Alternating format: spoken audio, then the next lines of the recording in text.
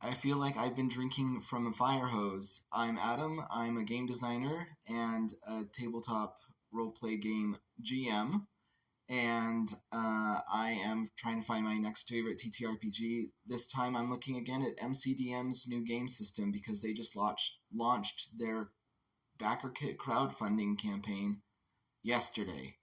It's already funded. It's already hit all of their stretch goals. The game's definitely being made, and then some. And it looks really promising. I have a lot to say about it that is very, very positive. For you following at home, pause to read what I am looking for, my criteria for my next favorite game. Insert Jeopardy theme song. First criteria is, can it sustain longer campaigns? I believe it can. They are being upfront and honest about the length of your average fantasy role-playing game campaign, which, in D&D, that doesn't often get above 12th, 13th, 14th level. There are always going to be exceptions, but it sounds like the vast majority of players never get to see their PC get all the way to the top, which in D&D is 20th level. So in MCDM's game, they're just making 10 levels, but starting with the power level a bit higher, an adventurer just starting out is already very, very powerful compared to the average person in the fantasy world. And I think that's fine. I think that's fair. I think that's actually true to life. It certainly has been. I've played in campaigns that have gone months and months and months. I don't think in Pathfinder or D&D 5th edition we ever got above 15th level. In all the years I've been playing, a campaign comes to an end, its own natural narrative conclusion, or life gets in the way and a campaign has to wrap before you're ready for it to. But, that's kind of been my reality.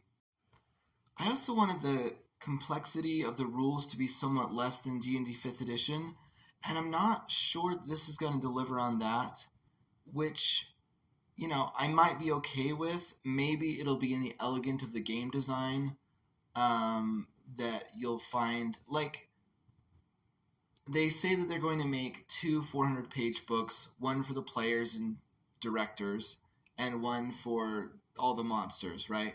Or villains or whatever is going to be in that book. And that's hefty, right? Does that mean that the game will feel like a slog? That remains to be seen. It might be a wealth of character options. It might be abundant art. Just a page count is not enough to know. It seems like from the images I'm seeing on their backer kit page that it's comparable to D&D 5th edition. Sometimes when we talk about rules complexity or mechanical complexity, though, I think what we're really talking about is how hard is it to onboard new players? That's one. And then how much referencing do you have to do of the rule book? That's 2. And then how much of a slog does it feel like? Do you feel like you're always bombarded or inundated with numbers and modifiers and math? And I think that the third one is not going to be a problem, and the other 2 I'm just not sure about. This is a fantasy game, so check on that piece of criteria. Is it too niche? Well, I do know that sort of the backdrop of everything is Matt Colville's World of Orden, but they've also said in recent videos that you don't have to set it in that, and it's generic enough that it can be set in a vast array of fantasy worlds, so I'm pretty content with that part of it. They do have a negotiation mechanic, so this is a non-combat mechanic where their tension is not between 2 warriors spoiling for a fight, but 2 people entering into some sort of negotiation. You want something from them, or they want something from you, or both, and there's this pull and tug, and it does sound like it's a pretty robust little system. It's not as complex as their combat system. This is primarily a combat game. But it does sound like there is going to be some mechanics for just roleplay interactions. Not every roleplay interaction, but the most crucial or the most interesting one. And let's talk about bioessentialism. This is from their backer kit page. This is the dwarves entry.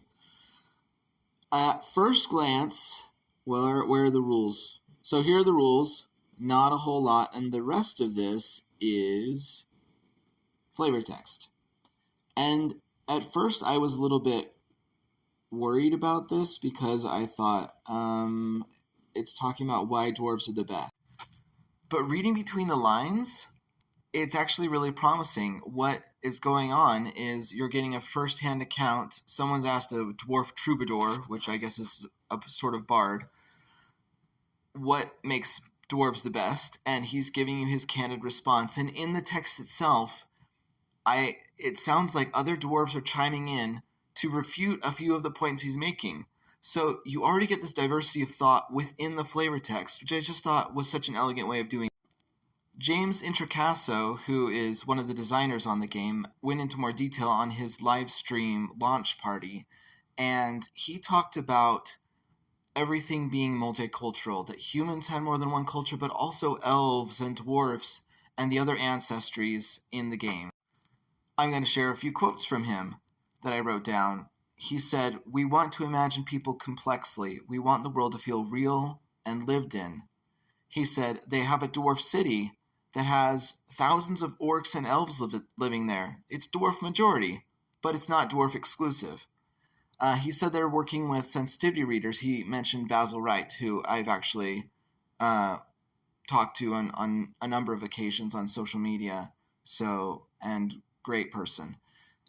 He also said you don't get a lot of culture stuff in the Ancestry because your culture could be from anywhere, and there are no Ancestry-specific kits, which is kind of their equipment packet. So, it looks like they're working really hard to root out a lot of the bioessentialism that has plagued fantasy tabletop role-playing games for a generation or two. And finally, they have guaranteed, in fact, it's one of the first things they're going to deliver on besides the game itself, a third-party publisher license. They said that they like the one that Shadowdark makes, which I'm not familiar with, but they're very, very interested in other people making things for their game and making a living and profiting from those things that they've made, which is good news for somebody like me who is not just a hobbyist, but also a professional or semi-professional, depending on your definition of that. I mean, I'm not making a 401k here.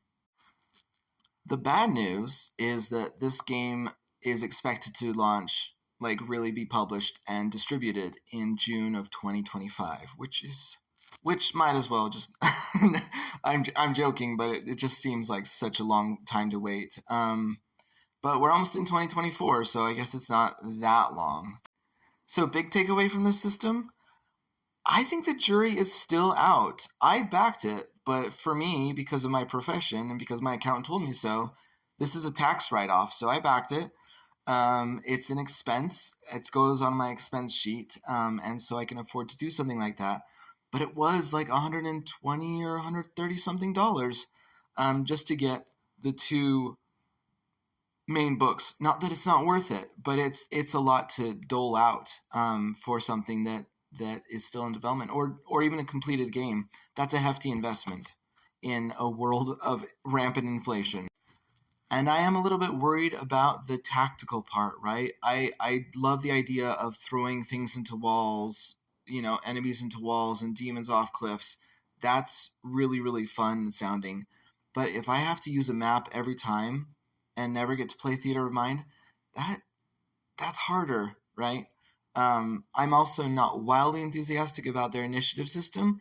I think it streamlines very effectively what D&D 5th edition was doing. Instead of everyone rolling, it's just between two roles, the director and one of the players representing the entire group. But maybe that doesn't go far enough for me. So it's just those two things right now, though. I've loved everything else, and I am still very interested, and as you know, I backed it. So we'll see. We'll see where this goes. I'm sure there's lots more information coming out soon, and as more information comes out, I will share it with you as I continue to find my next favorite TTRPG.